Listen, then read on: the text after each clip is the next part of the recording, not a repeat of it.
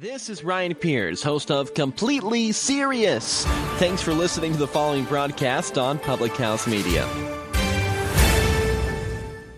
This is Rachel Mullins, host of No Filter Friday here on Public House Media. Thanks for listening to the following broadcast on Public House Media. Once you're done with this episode, I hope you'll come check out my new show, No Filter Friday, where we talk about all of the sexual misconduct allegations swirling around Hollywood. A new show drops every Friday at 8:30 Pacific Standard Time. Don't forget to subscribe on iTunes so you'll never miss an episode of No Filter Friday. Thanks again for checking out the following broadcast on Public House Media.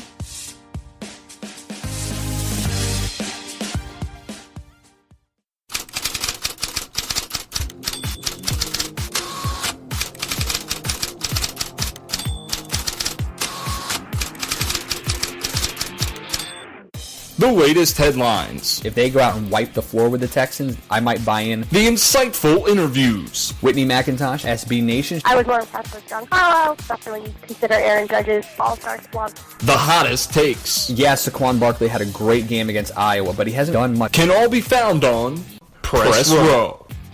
Here's your host. It's clearly time for a change. It's only a matter of time before it happens. Christian Heimel.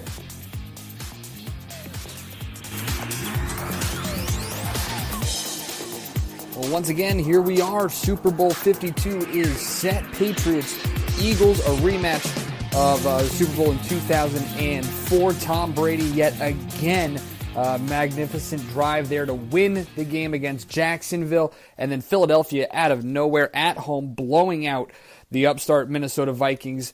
An incredible weekend of football. One really good game, one really rough game. A lot going on as we get set for Minneapolis coming up next week. I'm Christian Heimel. Welcome on Press Row, everybody. So happy to have you here with us, broadcasting as part of the Public House Media Network. Don't forget to subscribe, rate, review. You can find us Apple Podcasts, Google Play, iHeartRadio, as well as Spreaker.com, Stitcher.com, and of course, thephmedia.com. Find us on social media as always. You can find us on Twitter and Instagram at PressRowPHM, Facebook page, Pressrow Podcast Public House Media, or email the show, pressrowphm@gmail.com. My Twitter handle, at Chris Heimel. So happy to have you guys here with us. We got a lot of fun stuff to talk about today on the show, and this week on the show, Kyle Boone, college basketball writer for CBS Sports. He's going to join us. It's been a topsy-turvy world in college basketball. Some interesting things being talked about. Mark Emmert, president of the NCAA, wanting some changes based off of how the college basketball season started with the recruiting scandals. We'll talk to Kyle Boone about that as well. Plus a little bit of shade being thrown between two of the game's best coaches. That one is going to be fun to talk about here in just a little bit. We also have Kevin Allen of USAToday Sports, NHL columnist.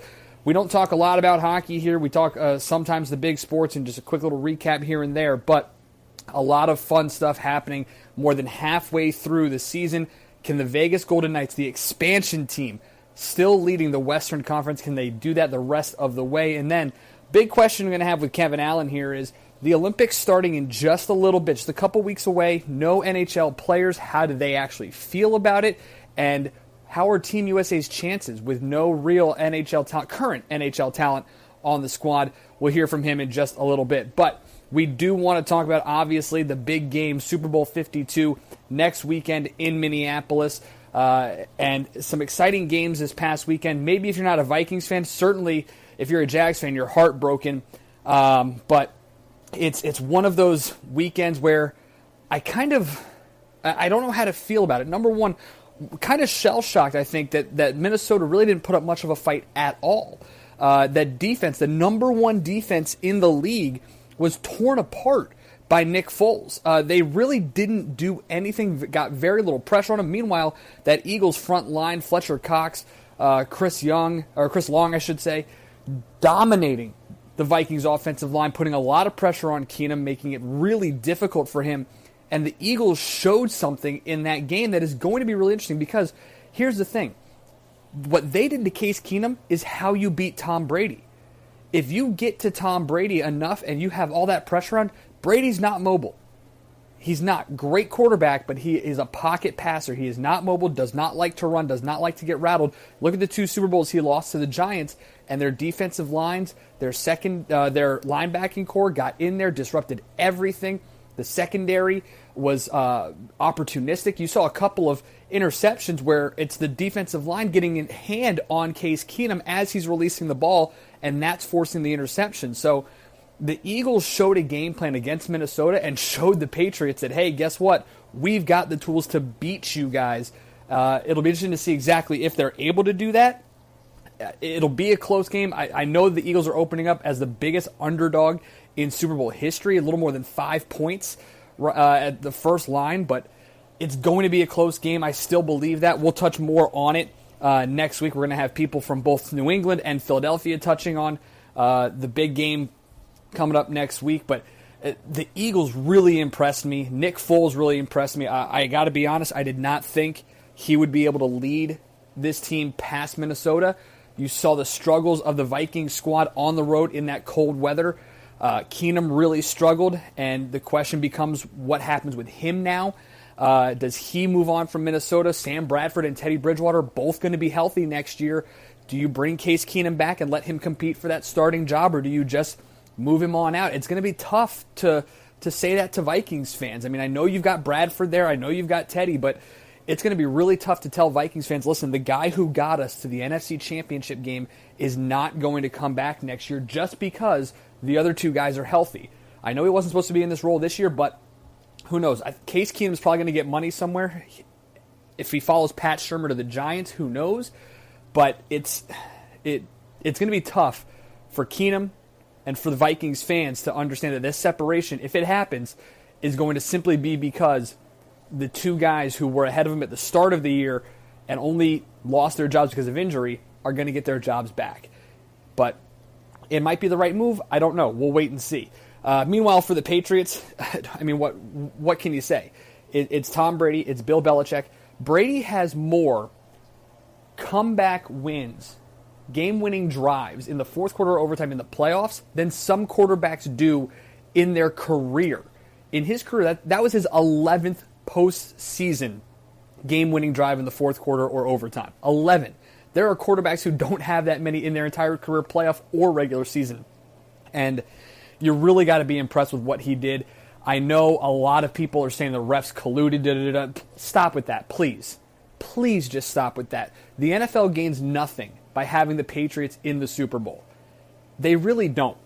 Because, I mean, other than people watching to watch the Patriots lose potentially, and here's my thing. Listen, I'm going to say this to you guys, and it's going to shock a lot of people. It's going to maybe upset some people. But I grew up a Boston Red Sox fan. And up until 2004, you hated the Yankees. But I'll tell you right now, and anybody who's ever been a fan of a championship team will tell you this, it's a lot more fun to be winning championships than be the other way around. So if you hate the Patriots, you don't hate the Patriots. You hate your team because you can't beat them, because you're not good enough to win championships. That is who you hate. Stop hating on the Patriots and recognize greatness. Unless you're a New York Jets or a Miami Dolphins fan, don't hate the Patriots just because they win. That is a dumb thing. It's real. I mean, you can, sure, the scandals, whatever it is, Tom Brady, all that, Deflategate, Spygate, whatever. But stop it, okay? This is Tom Brady is the greatest quarterback of all time. Bill Belichick is the greatest coach of all time, and they aren't even questions anymore. They proved it against Jacksonville. And I'll say this to Jags fans. What are you going to do with Blake Bortles? Because he didn't lose that game. Stephon Gilmore finally made a play. They've waited all year for the guy that they got, Stephon Gilmore, to make a game-winning, game-saving play like that, and he did when he absolutely needed to. But I'll say this as well. Leonard Fournette may win Rookie of the Year. Probably should win Rookie of the Year. But on that 1st and 10 play with about 2 minutes, 10 seconds to go, that wheel route, if Fournette dives for that ball, maybe he makes the catch. Maybe Jacksonville goes down the field. Maybe they score and they take the lead. I'm not putting it all on Fournette there. Yes, there were bad decisions made across the board, but I'm telling you right now, because the very next play was a strip sack that almost resulted in a turnover and then forced Bortles into 3rd and long and 4th and long and a turnover on downs. But the rookie, Fournette, you're going to learn. You got to make those plays if you want to win. I think he had a legitimate chance if he dives for that ball with 2 minutes and 10 seconds to go. Because then you take it down to the 2-minute warning, you've got your timeouts, and you can figure out a way to win that game in New England and go to the Super Bowl. When you're that close, you got to make that play. And so I'm not putting the entire loss on Fournette, but that one play sticks out in my mind quite a bit. Because then it kicks off that series. It kicks off the strip sack the very next play. Jacksonville recovers, but it's 3rd and long, incomplete pass. And then the 4th down where Stephon Gilmore makes a tremendous swat at the ball. So, Eagles, Patriots, going to be a really fun matchup. We're going to touch on it more next week. I'm really pumped, really excited about it. So we'll see how it all plays out in Minneapolis. But I'm going to say this again for you guys. If you hate the Patriots just because they win, and you're not a Jets fan, you're not a Dolphins fan, you're not one of their rivals, stop hating them just because they win. Okay? Stop it. They don't get every call. The refs aren't favoring them. They are a great franchise. A tremendous franchise with the greatest quarterback and the greatest coach to ever be a part of football. Ever. Respect greatness. Enjoy what you're watching. And to say, oh, it's not fun to see the same team. Yeah, it kind of is. I'm sorry, but it is. Because it's more fun to see, is anybody going to actually challenge them? Remember when they went 18-0? And they were trying to go 19-0, or they were trying to go 19-0, and the Giants beat them in the Super Bowl? How much fun was that? That whole season to watch how great... Are they going to do it? Are they going to become the first team since the 72 Dolphins to go undefeated? Are they going to do it? Can they do it? And then you're watching that game, you're going, oh my God, they're going to do it. And then the Giants somehow find a way to knock them off. That's what's fun. It's what made Alabama, Georgia so much fun. It's what made Clemson, Alabama last year so much fun. It's what made Lakers, Celtics so great in the 80s. And if you're really upset about the Patriots consistently winning, yet you're okay with the Cavs and the Warriors always being in the finals, something's wrong. Something's wrong there. Okay? You can't be upset about one team always being in the Super Bowl when for the last 3, possibly 4 years now, you're going to have the same exact matchup in the NBA Finals. So, all the hatred at New England, I don't find it justified. And you guys need to learn, if it's not your team, you hate your team more than you hate the Patriots. You need to understand that. You hate your team for not being the Patriots, because every single person listening right now would 100% rather be a Patriots fan than a fan of whatever team they are. 100% guaranteed. Because you'd rather be a fan of a champion. I'm telling you from experience, as a kid growing up as a Red Sox fan, I like 2004, 2007, 2013 a heck of a lot more than I did the late 90s when the Yankees were winning everything and the Red Sox were losing. You don't like that? Come on. But you guys are going to find ways to hate the Patriots no matter what, and the Patriots are going to find ways to keep winning no matter what. Why? Because they're the greatest there's ever been. First team ever with 10 Super Bowl appearances. A lot of fun to watch next week. We'll touch on it more next week as well. But when we come back, Kyle Boone, CBS Sports college basketball writer, will join us. Topsy-turvy world in college basketball. What is up is now down, and what has been down is now on the rise on the college hardwood. That's all coming up on Press Row. Listen to every episode and get the latest shows sent right to you. Subscribe to Press Row on iTunes, Google Play, iHeartRadio, Spreaker.com, and Stitcher.com. Or visit us online at www.thephmedia.com. This is Press Row with Christian Heimel, a Public House Media podcast.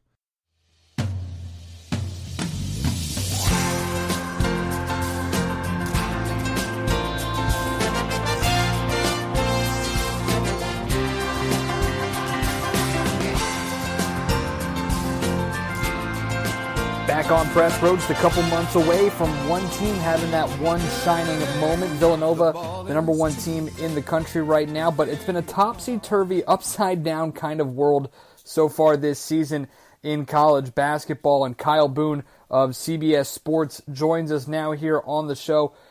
And Kyle, I want to start, we saw it last week with the women's side, but once again, coming up here in just a little bit, the NCAA is going to release kind of mid-season or mid-conference season seedings for the NCAA tournament. Yeah. So for the second time in 2 years, CBS is actually going to release the top 16 seeds of the NCAA tournament. It's not a projection. It's this is what the top 16 teams will look like at this time.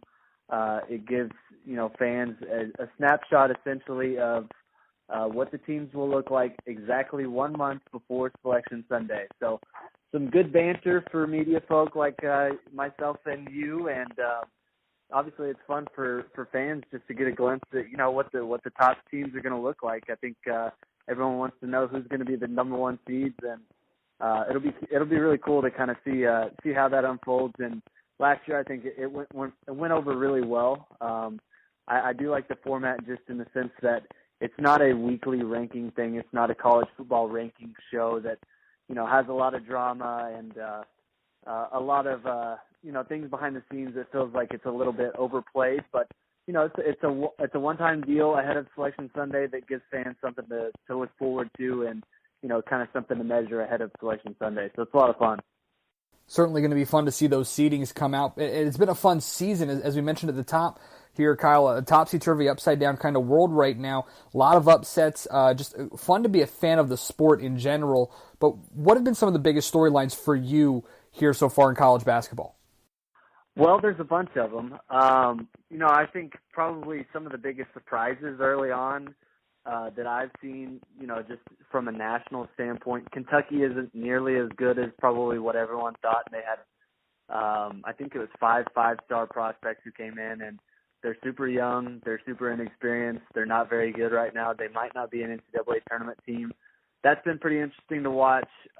Trey Young, a kid out of Oklahoma, out of my backyard, has really taken over the sport over the past month or so. He dropped 48 points this weekend at Oklahoma State in a loss. He's leading the NCAA in scoring and assists, which has actually never been done before. So, he was a 5-star prospect coming out of Norman, a really highly touted kid, but I don't think anyone expected him to kind of take over the sport in the way that he has. And he's the National Player of the Year frontrunner right now, and that's kind of been really interesting to watch unfold, especially being from Tulsa, just in Oklahoma area. So that's been fun to watch for me. Marvin Bagley, the kid out of Duke, probably the number one pick next year. Another fun team to watch, Duke is, and that's probably maybe 3 storylines that I have really been paying attention to just lately, just because I think all of them are somewhat surprising in their own right. He's Kyle Boone, CBS Sports, joining us here on Press Row. Looking at the rankings heading into this weekend, obviously you got some of the big guns out there, Kansas, Michigan State, of course. Villanova has asserted itself as one of those dominant teams. But then you look around, you see teams like Xavier, Cincinnati, Purdue at number 3, Virginia at number 2. What can you make of just kind of how different it's been from a ranking standpoint in teams and conferences that maybe you didn't expect to be dominating there towards the top of the country? Yeah, it's upside down world, especially in the ACC right now. I mean, Virginia was picked, I believe, to finish 6th in the ACC.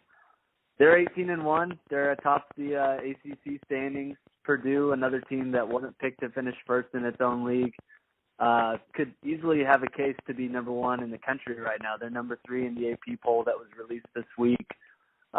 It's been really interesting. I mean, Clemson has been a real surprise in the ACC as well. Ohio State out of the Big Ten. Got a crucial win last night. They are still undefeated in Big Ten play. So I like kind of it's almost like a Cinderella tale in many of these conferences, because I don't think anyone expected Chris Holtmann to do what he's doing at Ohio State.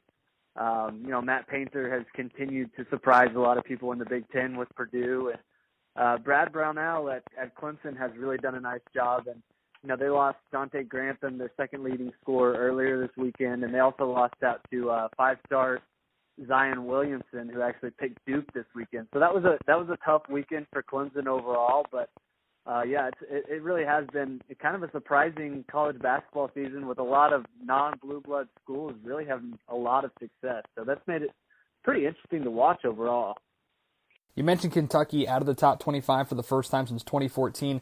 The SEC has widely been known as a football conference for a while, but in the non-conference portion of the season, they were a lot of fun to watch. What's changed down south in college basketball? Yeah, Kentucky's fall has kind of coincided with Florida's rise. Florida is a very, very good basketball team. They've got arguably one of the best backcourts in the league right now. Texas A&M was a team that I thought would be pretty good. They've actually fallen completely off a cliff and put themselves in kind of a hole just to even make the NCAA tournament. But Auburn is another team that has surprised a lot of people. They're 5-1 in the SEC. So a lot of, like I said, a lot of non-blue blood teams that have really risen up the rankings and taken a hold of the SEC is probably the biggest surprise to me. Just the fact that, right now, if you look at the SEC standings, Kentucky's down the line. I mean, they're basically middle of the pack right now, and you don't see that every year, especially by a John Calipari coached Kentucky team. So that's been really interesting to watch. Kyle Boone, CBS Sports, talking college basketball here with us on Press Row. One of the big stories earlier this week, Zion Williamson, the 5-star recruit, third prospect in the country, committing to Duke over a number of others. And Kentucky head coach John Calipari had some interesting words regarding Duke's pitch to the young man. Kind of recap just a really weird kind of situation. Yeah, I love it. I love the back and forth banter. And Coach K, I don't think has ever acknowledged Calipari or thrown shade at Calipari in any way, but Calipari was pretty quick to throw some shade at Duke's direction this weekend.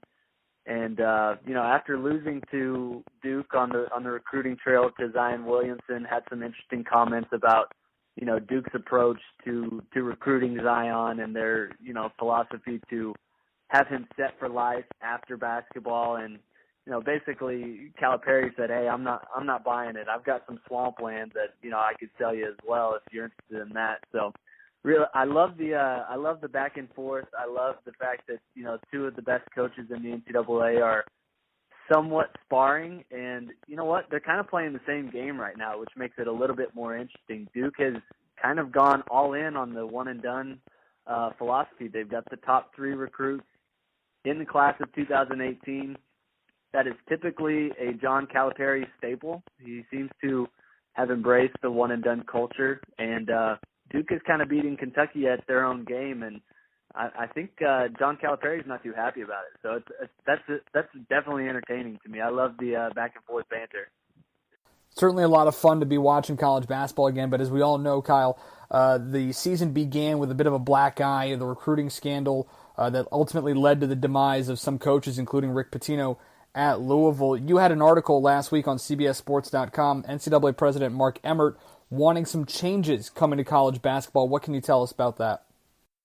Yeah, he talked a little bit about wanting to implement change, but didn't exactly say how he wants to implement that change. And I think that's going to be a challenge for him, just specifically in his position. I think he could maybe find a way to implement some new rules or new legislation on recruiting. But the problem Mark Emmert's going to have is, a lot of the scandal and a lot of the nefarious recruiting was being done with apparel companies. I mean, Adidas was probably the company hit with the biggest black eye out of all this, even out of, Pitino and the other coaches who were implicated in the FBI probe. So Mark Emmert can't control apparel companies. He can't control what Nike does. He can't control what Adidas does. He can't control what Under Armour does. And I don't think the grassroots basketball and the AAU basketball is going to go away anytime soon. And until it does, or if it does, or if it gets regulated a different way, I don't know if there's a quick fix to do this, but Emmert seems to have a plan in place, or at least he's got a thought on how he could address some of the nefarious things that are going on behind the scenes. But like I said, until some of that stuff is cleaned up, I'm not sure that there's a quick fix to getting the sport cleaned up overall. It's Kyle Boone, CBS Sports, joining us here now. And Kyle, we began the conversation earlier talking about the biggest storylines up to this point. But with about 6 weeks to go until Selection Sunday, what are some of the biggest things you're going to be watching out for the rest of the way here in college basketball? Oh, I think probably right now what I'm watching is just to see who's going to separate themselves. I think right now you're kind of seeing Villanova pull away as probably the clear favorite to be a number 1 seed. A lot of people, when I do an interview, they'll ask me, are there any elite teams in college basketball? I say, well, probably not, but Villanova might be elite. They might be the best team in the country, and it might not be all that close. It took a pretty historic 3-point shooting performance from Butler to sink them, at the end of December. They're 18-1. They're probably going to win the Big East by multiple games. Would be shocked if they even lost the rest of the season. So there's a good chance that they could be 32-1 or something like that. When it's all said and done. So I really like Villanova. That's probably a team that I'll be watching moving forward. I'm curious to see how Michigan State is gonna rebound. They've had an interesting up and down January. They lost to Ohio State. They lost to Michigan. They struggled against Rutgers. Had to go to overtime against Rutgers. But they've certainly got the talent that I think, I picked them to go to the Final Four in the preseason. They got Miles Bridges. They've got Josh Langford. They got Nick Ward, Jaren Jackson. So really loaded slate of talent. I think Tom Izzo is a Hall of Famer, obviously, for a reason. I like what Michigan State has. I hope that they can pull it together just for the fact that I think they're probably one of the best teams in the country. So those probably two of the top teams that I'm watching just to see kind of how the rest of the season unfolds. But there's so many storylines to watch. You just have to tune into college basketball right now because we're hitting the home stretch, and like you said, there's a month and a half until Selection Sunday. It's about to get really good. Kyle Boone, CBS Sports college basketball writer. We appreciate the time, Kyle. Thanks a lot. Yeah, you bet. Thanks for having me on, man. All right, that's Kyle Boone. Check him out, cbssports.com. He's got some lot of fun stuff regarding recruiting, regarding some of the things you wouldn't really, not necessarily X's and O's, but just some of the inside stuff in college basketball. And listen, if you're not watching, you need to be, because it has been a lot of fun this college basketball season. It has been an absolute blast to see certain teams go down. The fact that Kentucky is struggling so much in the SEC, the fact that you have Tennessee ranked up there, you have Texas A&M as a great team, South Carolina, I know they're struggling a little bit, but they're a lot of fun to watch. Florida even, as you heard Kyle there mention, but the Big Ten with Purdue, Ohio State is starting to creep back up into the national conversation. And then you got those Big East teams, those Old America Conference teams. The ACC obviously is tremendous, but man, it has been a lot of fun to watch college basketball so far this year. And who knows what we're going to see the rest of the way. But I, for one, again, I'm a college basketball nut. I will watch the most random college basketball game possible. It's a lot of fun. Was watching Providence and Villanova the other night, and Kyle kind of mentioned it. Is there a team that's going to separate themselves? And Villanova might be great by default because there's not a lot of great teams right now. Duke, obviously, Marvin Bagley and Wendell Carter are tremendous talents. Obviously, you've got guys at Michigan State like Miles Bridges. Brunson at Villanova is tremendous. But at the same time, there may not be great teams, and that might be what allows Villanova to kind of pull away and become the clear overall number 1 seed like they were a couple of years ago. But I still personally, I said at the start of the year, I still think that Michigan State is the favorite. When you look at Tom Izzo as a coach, you look at Miles Bridges, you look at some of those other guys that they have on that team, they are a tremendously talented squad in that Big Ten. They will find a way to do it. Kansas just losing the other day to Oklahoma, and Trae Young kind of rebounding a little bit after a rough stretch with Oklahoma State and Kansas State, but able to rebound the Sooners and get a nice win there over Kansas. But the Big 12, will be a lot of fun to watch the rest of the way, as is the ACC. They're still two of the top conferences in the country, but don't sleep on schools like Virginia, schools like Purdue. Even Cincinnati and Xavier are going to be fun to watch, and we'll see what happens the rest of the way. But I love the fact that the SEC is even getting involved in it now, with Kentucky really, really struggling. When we come back, Kevin Allen, USA Today Sports, will join us. NHL talk about the Olympics coming up with no NHL players, just what are Team USA's chances, and then, of course, the biggest storylines halfway through the hockey season. And then we touch on, of course, the MLB Hall of Fame inductees are going in. Congratulations to those guys. We'll break that down a little bit, as well as your fan questions coming up on Press Row. Want to be part of the show? Go to Facebook and search Press Row Podcast Public House Media, or find us on Twitter and Instagram at Press Row PHM. You can also email the program, pressrowphm@gmail.com. This is Press Row with Christian Heimel, a Public House Media podcast.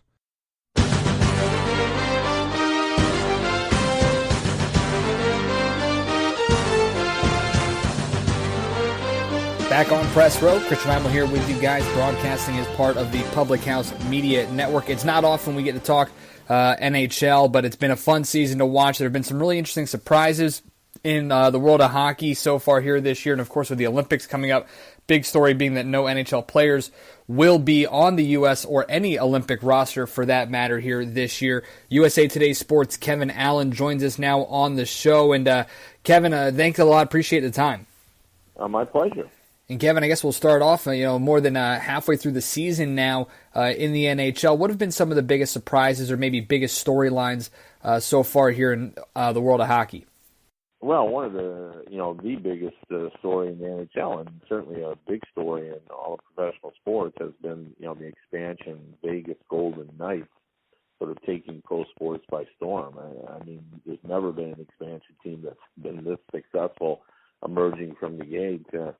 You expect perhaps they'd be good in the box office as everyone gets excited about the first Big Four sport in Vegas. But on the ice, they've been dynamite. They've been, the other day, they were the best number one team in the league, and they've been among the best teams in the league all season since October. So it's been an incredible story, and I'm sure all pro sports leagues who are considering expansion are looking at what the NHL did by giving, the Golden Knights perhaps the best expansion draft setup that pro sports has ever seen.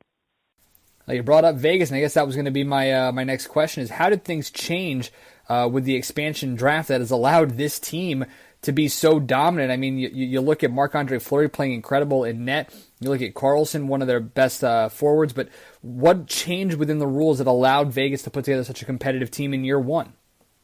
Well, in the previous expansion drafts, the players that the expansion teams were choosing from were really sort of cast off. They were number 6 defensemen or number 7 defensemen, or, at the best, fourth liners or aging guys that teams are trying to rid themselves of their contracts. But this time around, basically you could sort of make a case that they made the 9th best player of every team available to expansion teams. And, that made a difference. Now, saying all that, I think George McPhee, the Golden Knights general manager, did an incredible job of identifying players with upside, players that he thought, had much more to give with given the opportunity of more playing time, and looking hard at character and team chemistry, and it's really paid off. And he and Coach Gerard Gallant have assembled a team of guys who are all hardworking, all guys like Carlson, you mentioned, who,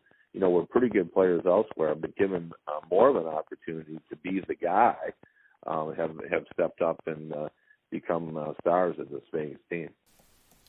Kevin Allen, USA Today Sports, joining us here talking hockey on Press Row. And you look at the Eastern Conference, and it's a little strange to see Pittsburgh struggling the way they are right now, but you look at Tampa Bay up there. You look at, obviously, the Devils and Flyers are close, along with Washington and Boston. But who have been some of the teams kind of separating themselves a little bit in the East? Well, the Tampa Bay Lightning, I think, has been very, very impressive. The only thing that caused them any issue has been the recent injury loss of Victor Hedman, who, is one of the top 3 defensemen of the game today. But, prior to that, they had very much worked like a dominant team. They've got it all. Vasilevsky has probably been the best goaltender in the NHL for the first half season. Nikita Kucherov a very dynamic goal scorer, one of the most exciting players in the league. And, of course, Steven Stamkos, a very consistent premium player.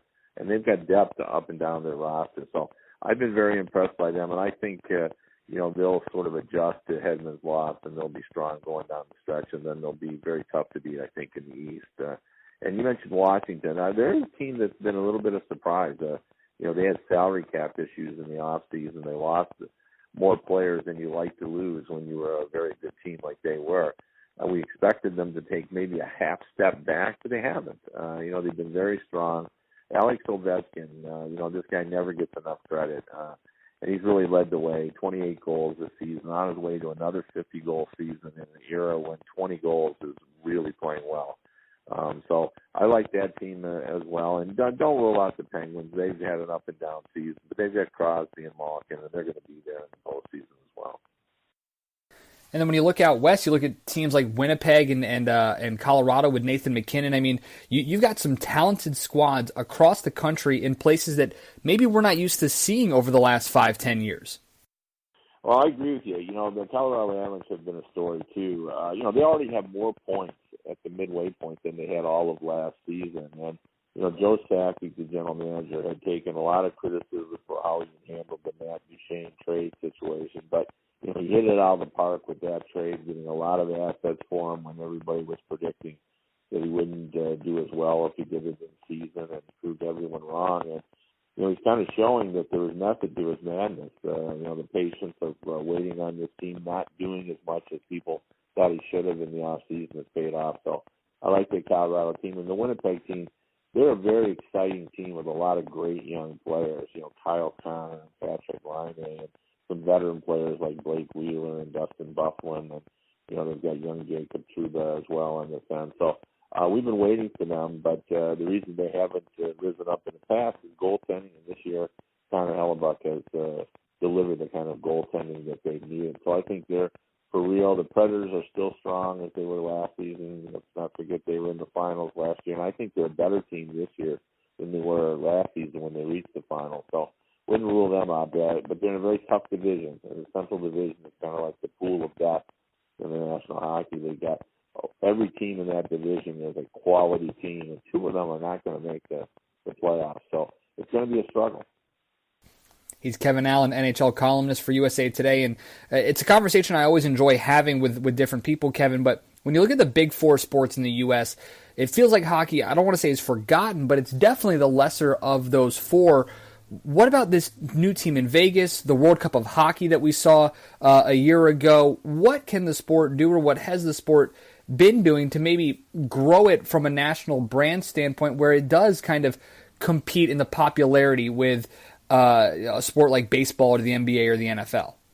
Well, I mean, I think that's a very sound analysis. It's come a long way, from the 1960s. I like to point out that America sent more men to the moon in 1969 than they sent to the National Hockey League. They only had 5 Americans in the NHL, and 6 astronauts made lunar orbits. And since then, they've made gains to the point, and I think that's been the key. We're now at about 28.5% of the players in the league now are American, and I think that has helped in getting to 31 teams and getting teams in Vegas now, and 2 teams in Florida, and California and Arizona are well represented as well. Now we're talking Seattle, so it's doing all that it can. But saying all that, they're not growing in a vacuum. The NFL and Major League Baseball and the NBA are as popular as ever. So I'm not sure they're ever going to be, quite have the draw, because it is still a cold weather sport, and a lot of people in the warmer climates, even though there are fans in those areas, and more fans have been in the past, it's still an acquired taste. And so I don't know whether we'll see it in the next 30 or 40 years, but the growth has been remarkable, but there's still a long way to go. And one of those things that really piqued everybody's interest every 4 years in hockey is, of course, the Olympics, but obviously no NHL players being allowed in the Olympics this year. You had a piece in USA Today earlier this week. NBC, the company that usually broadcasts the Olympics and the NHL with those broadcasting rights, they kind of view this as a unique opportunity, don't they? Yeah, I mean, the way they're viewing it is, you know, they're going to serve both masters. Like, you know, they're going to continue their NHL coverage. They've added 3 games on Sunday afternoons, and those will be the lead-in to the Olympic coverage. And, you know, so they're going to still take care of business for the NHL. But, you know, they're going to cover hockey the way they did, you know, going back prior to, like, in 1994 when it was the last Olympics where we didn't have NHL players. And, you know, what people have forgotten now is that, you know, hockey is big, and the Winter Olympics are big regardless of who's playing. Now, the only question we're going to have now is, you know, you got to really be 30 years old to remember the Olympics without NHL players. So are you going to be impacted by this if you're expecting the quality of NHL players? Because it's not going to be the same. But, you know, it would still, I would predict that even without NHL players, the ratings of the hockey games at the Olympics will be far greater than what we see for NHL games on NBC, because you get a lot of non-traditional fans to watch. I mean, you know, we're not all fans of bobsled or downhill skiing, but we all watch it in the Olympics, and the same is true of hockey. And I think that's what's going to happen. I think, you know, you'll get behind these guys that you don't know, just like you don't know the bobsledders. But, you know, once you get into it, you'll act as if you're the biggest bobsledder hockey fan in the world. So I still think it will be watched frequently. I think it'll do really, really well on NBC. It just won't be the same quality as we've seen for the last, you know, almost 20 years. And well, now without any NHL players playing in the Olympics, kind of handicap USA's chances here in Pyongyang. Well, I mean, I think everybody's in the same boat. You know, like, you know, everybody's drawn from the European leagues. They'll be drawing from, you know, AHL, and you know, the U.S. is going to take a few college players. So it's going to be like guys that you don't recognize, except on Russia, where there'll be some significant former NHL players, maybe Markov, maybe Datsuk, certainly Kovalchuk will probably be on that team. So for the most part, it'll be a lot of guys that you don't know. You know, the Americans have more than 200 players playing abroad. So there's a lot of guys, and most of them have, you know, NHL experience. Arcabello played in the league for a while. Noah Welch played. Brian Giunta played a long time. James Wisniewski. So there'll be some names that, you know, will sort of click in your psyche. But I don't see the U.S. as a favorite. I see them as a team with their fingers crossed to get a medal, you know, to maybe get in the bronze game. I think Russia and Sweden are the teams to beat. Kevin Allen, NHL columnist for USA Today. Sir, we appreciate the time. Thank you so much. Thank you. Bye-bye. All right, that's Kevin Allen, USA Today's NHL columnist. And it's going to be a little weird watching the Olympics without any of those current NHLers. Obviously, as he mentioned, Russia's going to have some really talented guys, Ilya Kovalchuk being one of them, maybe Pavel Datsuk as well. You look at the U.S. roster, and there are some names that you guys might recognize. I mean, Brian Giunta, longtime NHLer, played for the New Jersey Devils for a couple of years, won a couple of Stanley Cups there. James Wisniewski played for the Islanders as well. And then, of course, Chris Bourque, one of the all-time greats at the AHL level, son of the Hall of Famer Ray Bourque. He's going to be there, and it's going to be a lot of fun to see what happens. It'll be really exciting to see kind of here, you know. But again, a lot of players that play overseas.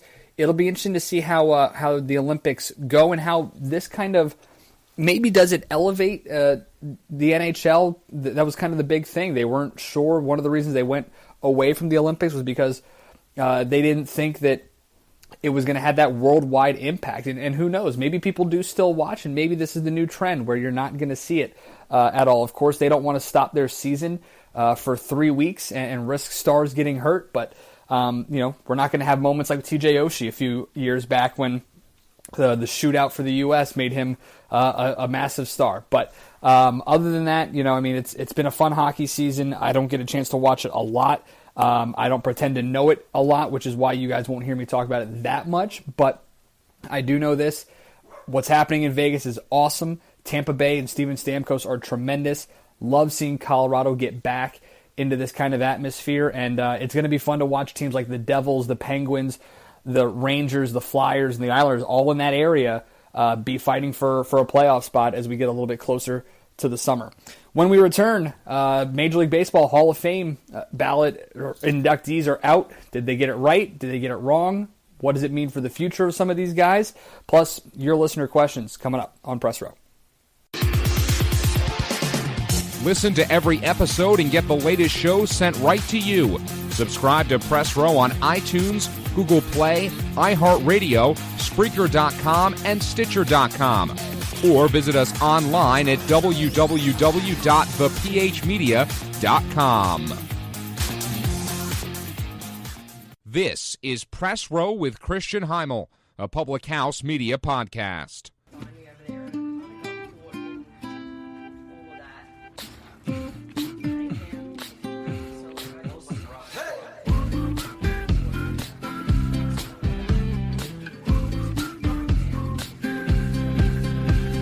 Final few minutes here this week on Press Row. I'm Christian Heimel, once again broadcasting as part of the Public House Media Network. So thankful to have you guys here with us. Don't forget to subscribe, rate, review, share us with your friends and family. You can find us on Apple Podcasts, Google Play, iHeartRadio, Spreaker.com, Stitcher.com, as well as thephmedia.com. As always, you can get in touch with the show via social media on Twitter and Instagram at PressRowPHM, our Facebook, Press Row Podcast Public House Media.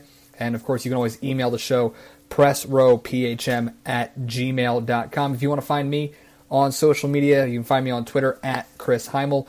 Get to the portion of the show where we answer your guys' questions that you always submit to us, and we certainly appreciate your support and always engaging with us here on the show. Love speaking with all of you guys. Thomas over in Dayton, Ohio, wants to know, who do you blame for the Cleveland Cavaliers' struggles here? Listen, we've talked about this a lot on the show so far. In Cleveland now, with the loss to San Antonio the other day, have lost 10 of their last 13, 6 of their last 7 games, and that's going back to Christmas.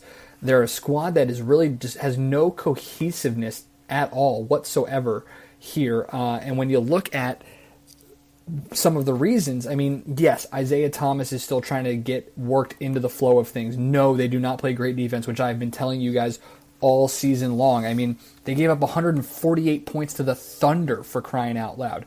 Kevin Love, I feel like, has been incredibly overrated and underachieving since he arrived in Cleveland. J.R. Smith had one great year and got a max deal out of it for no reason. Tristan Thompson is the same exact way. Having Dwayne Wade back there, we thought would do a little bit with the backcourt after the trade of Kyrie Irving, but it hasn't really proved that much. Tyronn Lue doesn't exactly seem to be able to negotiate all the egos within that locker room.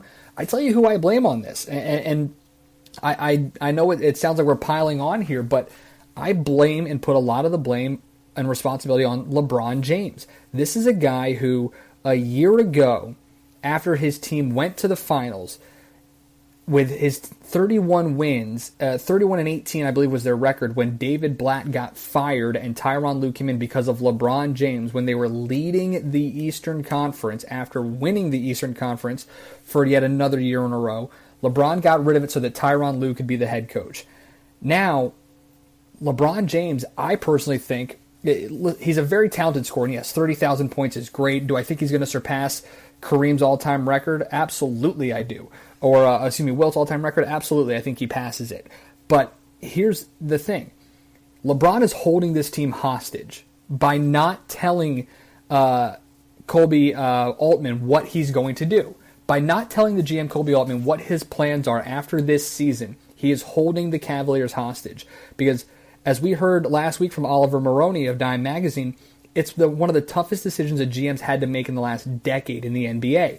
If LeBron decides to leave, that number 1 pick that they have from the Brooklyn Nets can be the future of the organization. However, if LeBron decides he's going to stay, that pick can be traded to help you win right now. LeBron is holding this organization hostage by not telling Colby Altman what he is doing. And because of that, it's creating a team that can't really win right now. It's creating bad blood in the locker room. Kevin Love's getting blamed for not being sick enough to actually leave the arena.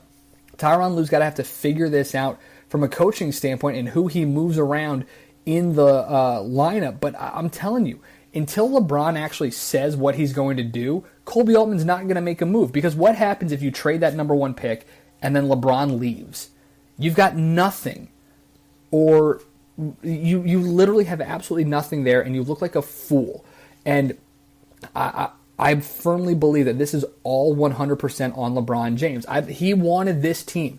This is what he wanted. He wanted Tristan Thompson to have a max deal. He wanted Kyle Korver, J.R. Smith to have max deals. He wanted Kevin Love in there. He wanted to get rid of Kyrie Irving, and he did. But it's not working. This is his plan. Make no mistake about it. LeBron is GM, coach, owner, player of the Cleveland Cavaliers, and he is holding this team hostage right now because he probably doesn't want to stay in Cleveland after this year. That's what a lot of this is telling me, is that LeBron James will not be in a Cavaliers uniform next year, but Colby Altman isn't going to do anything without knowing 100% what LeBron James is going to do. If LeBron comes out and says, I'm staying in Cleveland next year, then you can trade that number 1 pick and get better now. But this is a team that is terrible at defense. They are not playing well in general. Turnovers are absolutely insane. I believe there's something like 10th in the league in turnovers, if not worse than that. And when you're playing teams like Oklahoma City, like Golden State, like even San Antonio, who was without Kawhi Leonard, by the way, one of their better defensive players in the league, you're going to give up those amount of points, especially when they thrive on that. So I don't care if it sounds like I'm hating on LeBron. I firmly believe it. He is holding this organization hostage, and they will not succeed unless LeBron tells them exactly what he's going to do with his future plans. If he plans to stay in Cleveland, they will trade that number 1 pick. If he doesn't plan to stay in Cleveland after this year, they're going to hold on to it and use that to rebuild after he leaves. Mike in Kansas wants to know my thought. Let's see here. How do I feel about the debut of the Bellator Senior Division featuring Rampage and Chael Sonnen? Look, this was over the weekend. The UFC had an interesting bout over the weekend with Stipe Miocic and Francis Ngannou. But Bellator 192, meanwhile, had the debut of a actual heavyweight Grand Prix where you're going to have, it's a tournament of 8 guys. They're going to fight 4 different times, 4 different matches, and then you're going to have them single elimination. And you saw it this past weekend with Chael Sonnen beating Rampage Jackson. Coming up in February, you got Matt Mitrione and Roy Nelson. In April, it's Fedor versus Frank Mir. And then in May, Ryan Bader versus King Mo Lawal. These are all really big names in the world of in the world of mixed martial arts. And I like it simply because this is the name, and the idea of the Grand Prix is great. It's a lot of fun for mixed martial artist people. But where I have issues is you look at some of these guys, and not all of them are true heavyweights. I mean, Chael was something like 225 when the heavyweight limit is 265. Frank Mir is going to be closer to that. Roy Nelson obviously will be closer to that. Mitrione, yes. Ryan Bader, though, I don't know if he'll reach that full heavyweight limit, but I'm kind of intrigued by it. I definitely like the idea of it. It'll be fun. So Chael Sonnen is going to fight the winner of Fedor and Frank Mir. The winner of Mitrione and Nelson will fight the winner of Bader and King Mo in May. So it'll be fun to watch. I like the idea of a Grand Prix. I think it's a fun way to debut the heavyweight division. It's back to the old days of mixed martial arts when it was, Strike Force, and when it was the beginnings of the UFC. This was how they decided these things with these Grand Prix tournaments, and it's a lot of fun, especially when you get these kind of names to draw some of those big MMA fans, those classic MMA fans, and just those kind of fringe UFC fans, because they know these names. It'll draw you over to Bellator. I don't know how much it will really help in terms of a ratings boost, but it's definitely at least an interesting start to the heavyweight division in Bellator. So I'm a big fan of it, especially with these 8 guys who are going to be competing here over the next couple of months here in 2018. Colin, let's see here, wants to know who is winning the President's Trophy in the NHL and will they win the Stanley Cup? This is always an interesting one because it's not often that you see the team that had the most points in the regular season end up winning it all. I do think, and you heard from Kevin Allen a little bit ago, I do think Tampa Bay is going to be that team that wins the President's Trophy with the most points. I do think they eventually separate themselves quite a bit. Listen, I would love nothing more than for Vegas or Winnipeg to be there, but I ultimately think at some point Vegas falters a little bit. Tampa Bay is one of those teams that doesn't really get talked about a lot until we get to the playoffs. Winnipeg's got a lot of young guys, and they won't be really ready for that late push. Meanwhile, Tampa Bay's got a coach and a star in Steven Stamkos, who have been through these battles before. So I see Tampa Bay winning the President's Trophy. I don't think, though, that they make the Stanley Cup final, because when you look at Washington, you look at how the Bruins are playing this year in the East, even teams like Philadelphia and Toronto and New Jersey are going to be interesting to watch. But Tampa Bay wins the President's Trophy. I don't think they get the Stanley Cup trophy there at all. Eric, over in Pennsylvania, your thoughts? How do you think Tiger Woods will do in his return to competitive golf this weekend? Look, Tiger's coming back, and I'm pumped about it. Golf is better when Tiger Woods is involved, and I think it'll be a huge boost for golf. You're going to watch the Farmers Insurance Open here this weekend. You're at least going to try to find out. Woods has said he has no more pain. He says his, quote, quality of life is infinitely better. And we've heard it from Steve DiMeglio earlier a few weeks back after he played overseas in a tournament. And though there were only 18 people, he played very, very well. So this is still Tiger Woods. The biggest question that I have is mentally. When one shot goes wrong, can he mentally become the Tiger Woods that we are used to seeing? It's been 20 years since that incredible Masters where he was 18 under par or whatever it was and set the record. But I think he will play very well this weekend.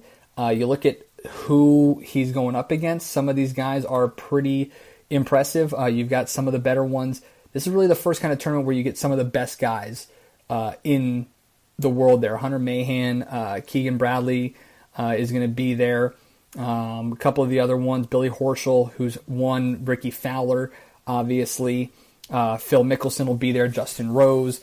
A number of those big-name guys will be there, but it's going to be fun. Tiger Woods is kind of like the Patriots. When he knows he's going to win, and you know he's going to win, it's all over. So the biggest thing is, where is Tiger on Saturday? If he makes the cut, I think it's going to be really, really interesting to watch him just become one of those, maybe the Tiger of old, but this is all a prelude to the Masters. This is what he's really looking for in April, is if he can get back to that point where he is just the dominant Tiger Woods that we're used to seeing. And it would be great for golf, and I would love nothing more than to see Tiger get back on top of the golf world. So, as always, we appreciate your guys' questions. You can find us on social media.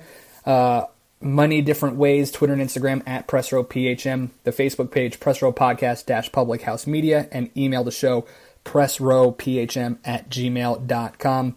Last thing I want to mention for you guys, the Hall of Fame inductees coming out yesterday. Congratulations to Chipper Jones, Jim Thome, Trevor Hoffman, Vlad Guerrero, as well as Alan Trammell and Jack Morris going into the Hall of Fame. Obviously, Chipper, Jim, Trevor, and Vladdy all voted in by the Baseball Writers Association. All deserving it. Chipper, 97.2% of the vote. Chipper was a no-brainer, just a tremendous player. So talented for the Atlanta Braves for so many years. Jim Thome, I was a little surprised with that he ended up as a guy getting in there so early, especially with almost 90% of the vote, but 6th all-time in home runs, it makes sense. Trevor Hoffman, I felt, deserved to be in on his first ballot, not his second. Barely missed it out last year, but he gets in there with just about 80%. If it wasn't for Mo Rivera, Trevor Hoffman would be the greatest closer of all time, and it wouldn't even be a contest. But he got lost being in San Diego and with how dominant Mo Rivera was. So tip of the cap to Trevor Hoffman. And then Vlad Guerrero, just a guy who redefined kind of how to play the outfield position, redefined hitting, did it without the batting gloves. He would hit and swing at anything, no matter where it was in the strike zone, and just an absolute rocket arm in right field. Just the third guy ever inducted in from the Dominican Republic. So, but I mean, it's always interesting when you look at this, is not to talk about who got in, but who didn't. And Edgar Martinez, 20 votes shy of making the Hall of Fame. Next year will be his last year of eligibility. It bodes well for him. I think he'll get in next year. He deserves to be in. The designated hitter deserves to have a representation, and it should 100% be Edgar Martinez, the first true DH inducted into the Hall of Fame. Then the other questions become Curt Schilling, Barry Bonds, Roger Clemens, those guys, steroid era guys. Curt Schilling, who has been very boisterous outside of baseball, and that I think has hurt him a lot. They all had more than 50%. They're still on the rise. So I think Bonds and Clemens will eventually get in. This was their 6th year on the ballot, so we'll see what happens, but I do think those guys get in. Schilling is interesting because he doesn't really have the great numbers, great postseason, maybe not the best regular season numbers. Still, a lot of wins, a lot of great teams, a lot of championships for Curt Schilling as well.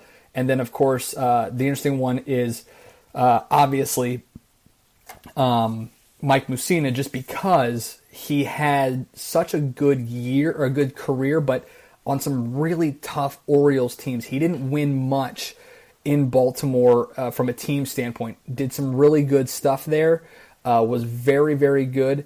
But again, he's rising up a little bit. He's making his headway a little bit there, and I think he will eventually be in the Hall of Fame. I'm not surprised that he's not, but I do think he eventually gets in one of the best pitchers, if not the best Orioles pitcher of the last 20, 30 years, is Mike Mussina. So it'll be interesting to see what happens. But as you look at Moose over the last couple of years, where he has been trending, it looks like he'll get there probably in the next 3 years, I think. But again, a lot of it is based off of who is going to be on the ballot. And when you look at next year, it's going to be tough to see who he gets in over for the Baseball Hall of Fame. Derek Jeter is going to be in there. He'll be a first ballot Hall of Famer, a no-brainer there as well. But congratulations to Chipper, to Trevor Hoffman, Jim Thome, and of course Vlad Guerrero. Thank you guys so much for being a part of the show. We'll touch on more of this probably a little bit later next week maybe. But it's all about the Super Bowl next week. You know we're going to be talking about that nonstop. So, but again, congrats to those guys and the 4 who just barely missed: Moose, Schilling, Bonds, and Clemens. I do think they all eventually get in. The question is exactly when. For now, though, we're going to have to say goodbye. My thanks to Kyle Boone, CBS Sports, talking college basketball, as well as Kevin Allen, USA Today Sports NHL columnist, joining us here on the show. Thank you guys for being a part, as always, on social media. Don't forget to subscribe, rate, review, share us with your friends and family all over the place.